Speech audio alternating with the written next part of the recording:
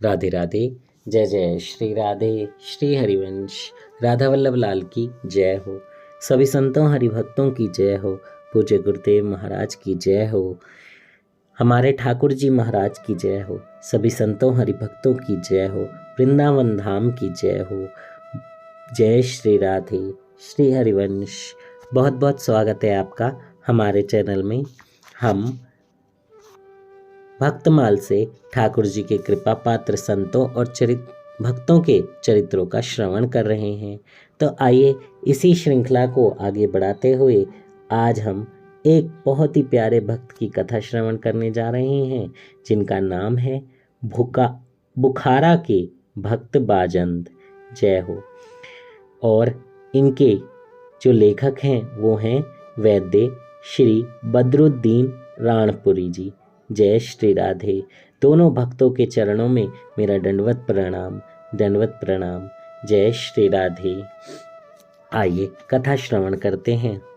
बादशाह बाजंद के पिता को एक ज्योतिषी ने कहा कि तुम्हारा पुत्र एक महान त्यागी भक्त होगा। बादशाह को इससे डर लगा और उसी दिन से उसने बाजंद को खूब ही मौज शौक ऐशो आराम और अमन चमन में गर्क कर दिया। राज्य में डुग्गी पिटवा दी कि कोई आदमी मर जाए तो उसकी अंतिम क्रिया इस तरह करनी चाहिए ताकि बाजंद को मौत की खबर भी ना हो। इसी समय स्वयं उसके पिता की मृत्यु हुई, पर बाजंद को पता न लगे, इसका ध्यान रखते हुए ही उनको मिट्टी दे दी गई। बाजंद को यह समझा दिया गया कि बादशाह हज करने गए हैं, पर भगवान के विधान को कौन टाल सकता है। आज बड़े धूमधाम से बाजंद की सवारी निकली। हाथी, घोड़े, रथ, मयाने, ऊंट, पालकी आदि का ठट लग रहा है। डंके निशान बज रहे हैं। सबके बीच में राजकुमार बाजंद सजाए हुए हाथी पर विराजमान है। बाजंद हीरा, मणिक आदि रत्नों से जड़ी बहुमूल्य पोशाक पहने हुए हैं और राजा के लिए शोभनीय राजसी ठाट बाट से अच्छी तरह सुसज्जित हैं। सवारी एक गांव से दूसरे गांव को जा रही है। सब अपने अपने राग रंग में मस्त हैं। अचानक सवारी रुकी, क्योंकि जब वह दो पहाड़ों के बीच में पहुंची तब सबसे आगे के डंके वाले का ऊंट मर गया। रास्ता इतना संकरा था कि ऊंट के मरकर गिर पड़ने से आगे का रास्ता रुक गया। सवारी रुकने पर बाजंद स्वयं हाथी से नीचे उतरे और सवारी क्यों रुकी इसका पता लगाने के लिए आगे बढ़े। चलते चलते जब आगे पहुंचे तो वहां उन्होंने ऊंट को पड़ा हुआ देखा। बाजंद ने दीवान से पूछा, दीवान इस ऊंट को जल्दी खड़ा करो, यह जल्द चले। दीवान ने निराश होकर जवाब दिया, जहां पना यह ऊंट मर गया है, अब यह नहीं चल सकता। बाजंद ने कहा, अरे भाई, इसमें मर क्या गया? हाथ है, पैर है, सिर है, पूंछ है, पेट है, छाती है, सभी कुछ तो है, तब मरा क्या? जय हो। इतना इतना ऐशो आराम उनके पिता ने उनको दिया कि उन्हें यही नहीं पता कि कोई आदमी मरता है या कोई आदमी जीता है, और उसके आदमी बनने का ये जो मानव शरीर मिला है इसका क्या महत्व है, क्या तात्पर्य है इसका। तो इसलिए कहा जाता है कि संतों को सुनिए, भक्तों को सुनिए, वैष्णव जनों के सानिध्य में रहिए, ताकि इस जिंदगी को जीने का एक आसान तरीका मिले, इस जिंदगी को समझने का कि कैसे हमें ये जिंदगी जीनी है। वरना पशु की तरह जीकर ही बस चले जाएं कि आए, खाए, पिया, सोए और चले गए, बस ऐसा रहना है तो वो तो पशु जैसी ही जिंदगी है। पर भगवान ने आपको मनुष्य बनाया है, इस मानव जीवन में भेजा है, इस धराधाम पर भेजा है कि जा तू भक्ति कर, अपना जीवन सुधार, अपना अच्छे कर्म कर। लेकिन हम माया में फंसकर क्या कर रहे हैं, ये तो आप ही अपना क्या ही बोलूं, आप ही अपने आप को अंदर से झांक कर देखिए, समझिए कि हम क्या कर रहे हैं, क्यों कर रहे हैं, कैसे कर रहे हैं, क्या करने आए हैं। एक बार अपने आप से पूछ कर देखिए, झकझोरिए अपने आप को अंदर से, एक आवाज़ ज़रूर आएगी, आपको विश्वास कीजिए। तो आइए कथा आगे शुरू करते हैं। तो दीवान ने कहा, महाराज, सब कुछ होने पर भी इसमें जो जीव था वह निकल गया, इसलिए चल नहीं सकता। बाजन, सब कुछ होते हुए भी जीव के बिना नहीं चल सकता। दीवान, हाँ गरीब परवर, अब तो शरीर बेकाम हो गया, काम की चीज तो जीव है, जीव गया तो सब गया, अब तो पंचभूत बाकी रह गया।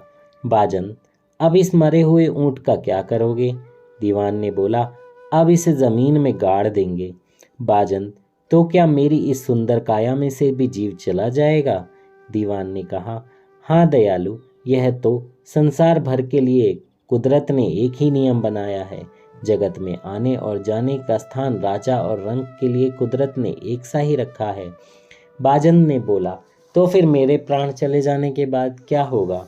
दीवान ने कहा, बस आपको भी कब्र खोद कर गाड़ देंगे और ऊपर से धूल डाल देंगे। आपके माता पिता और दादा की भी यही हालत हुई है, सब मिट्टी में मिलकर मिट्टी बन गए हैं। बड़े बड़े सिकंदर जैसे सम्राट भी मिट्टी में मिल गए हैं। बाजन, तो फिर इस सुंदर काया के उद्धार का कोई रास्ता? दीवान, हाँ संतों ने इसका रास्ता बताया है कि भगवान का भजन करने वाले मरकर भी अमर हो गए और उन्होंने नित्य सुख शांति प्राप्त की है। बाजन, तो फिर यह राजपाट की खटपट, दगा धोखा और आधी व्याधि उपाधि इनकी जीवन में क्या जरूरत है? अब तो भजन करके ही भवसागर तरना है और देह का उद्धार करना। ठीक है दीवान जी, अब तुम ये सवारी को लौटा ले जाओ। मैं अपना वही रास्ता पकड़ता हूँ जहाँ मृत्यु का भय नहीं, दुख का डर नहीं और शांति का साम्राज्य है। जय श्री राधे।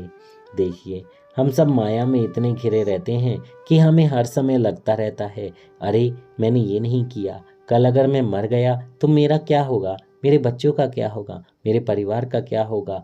ये सारी बातें सोचना बहुत अच्छा है, इसके लिए कुछ करना भी अच्छा है, पर मृत्यु का डर वो अच्छा नहीं है, वो तो आनी ही है।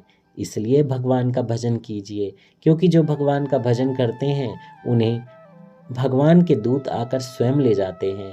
उन्हें कोई भी यमराज के दूत आकर नहीं लेकर जाते, भगवान स्वयं उनके साथ रहते हैं।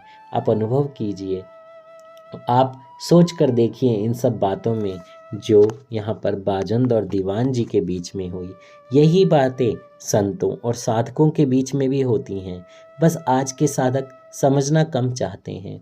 हम सब लोग प्रायः इधर उधर की मोह माया में ही रह जाते हैं। इसकी बुराई, उसकी बुराई, व्यभिचार, गंदा खाना, बुरी आदतों को पाल लेना, सोते रहना, बहुत सारी चीज़ें हैं ऐसी जो हम अच्छे से नहीं करते। उनमें बहुत खलल खलल खलल आता है। माया भी बहुत परेशान करती है, पर अगर आप निश्चित और नियम पूर्वक चलेंगे, दृढ़ वचन से पालन करेंगे और संतों के बताए मार्ग को अपनाएंगे, तो आप देखिएगा आप में बहुत बहुत बहुत चेंजेस आएंगे। देखिए, जब हम कहीं पर भी नौकरी करते हैं तो वहाँ पर भी एक टाइमिंग होती है, एक रूल रेगुलेशन होते हैं। तो आप अपनी ज़िंदगी का भी एक रूल रेगुलेशन बनाइए, एक टाइमिंग बनाइए। इतने मिनट मुझे भजन करना है, इतने मिनट मुझे चिंतन करना है। आत्मचिंतन भी कीजिए, क्योंकि उससे आपके अंदर के जो दुर्व्यवहार है या आपका जो मन का जो कलुष है, जो मन में फंसा हुआ है, एक वो बोलते हैं कि कीड़ा है मन का, कि मेरी गंदी गंदी चीज़ें क्या हैं, वहाँ पर आप उसे घुमाइए, देखिए। आत्मचिंतन करेंगे तो समझ में आएगा कि मैं कहाँ गलत हूँ, मैं क्या गलत कर रहा हूँ, मुझे क्या सही करना है, कैसे सही करना है। तो हमें भी बाजंद जी की तरह एक अच्छे संतों के मार्ग पर चलना है। गृहस्थ में रहते हुए भी सब कुछ भगवान को समर्पित करते हुए, प्रभु के चरणों में सब कुछ अर्पित करके बस बोलिए, प्रभु ये सब आपका है, मैं तो सेवक हूँ, सेवा कर रहा हूँ। जो सेवा आपने दी है मैं उसे अच्छे से निभाने की कोशिश करूँगा, और बस आनंद में रहिए। जय श्री राधे। श्री हरिवंश। राधा वल्लभ लाल की जय हो। कथा कहने में मुझसे कोई त्रुटि हुई हो तो मुझे क्षमा कीजिएगा। जय श्री राधे।